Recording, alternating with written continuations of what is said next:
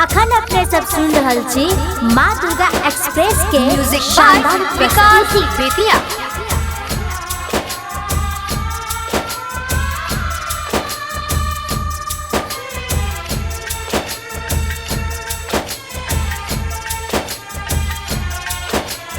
रात के अन्हार में चांदनी लगै छै,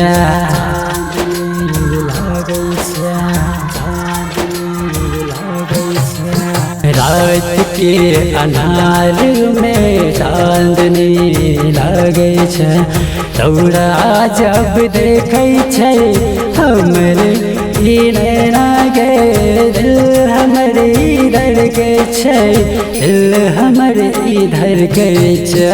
रात के अन्हार में चांदनी लगै छै, रात के अन्हार में चांदनी लगै छै।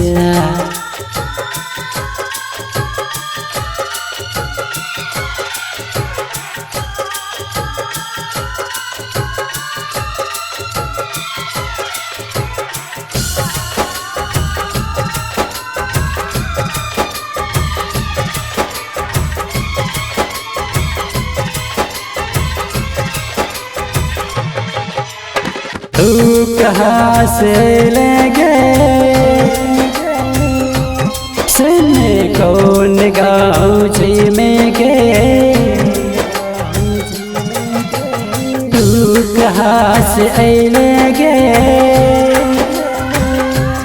सुन कौन गाँव जी में गए। सोचै छियै हमें चांद जैसन तोहर सूरत, चांद देख के भेलियो पागल। हर जगह अब तू ही छै,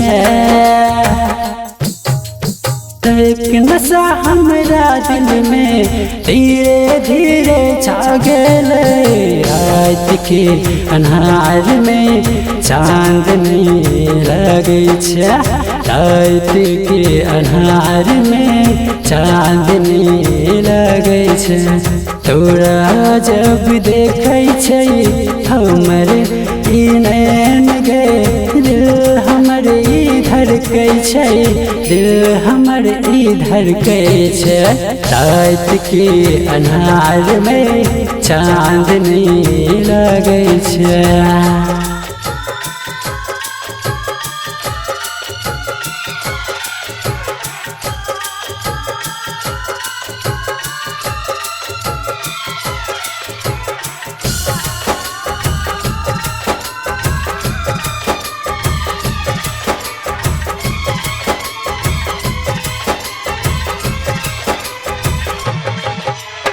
हमर अकेलापन सुन कब होतै दूर के, हमर अकेलापन जान कब होतै दूर के। तू कहीं से आवे फिर भी सोचै छियै चांद होतै सपना। याद हर छाई खाब जेना लागै छै ई दुनिया हमरा के। रात के अन्हार में चांदनी लगै छै, रात के अन्हार में चांदनी लगै छै। तोरा जब देखै छै हमर ई नैन गे, दिल हमर इधर के छै, दिल हमर इधर के छै। रात के अन्हार में चांदनी लगै छै।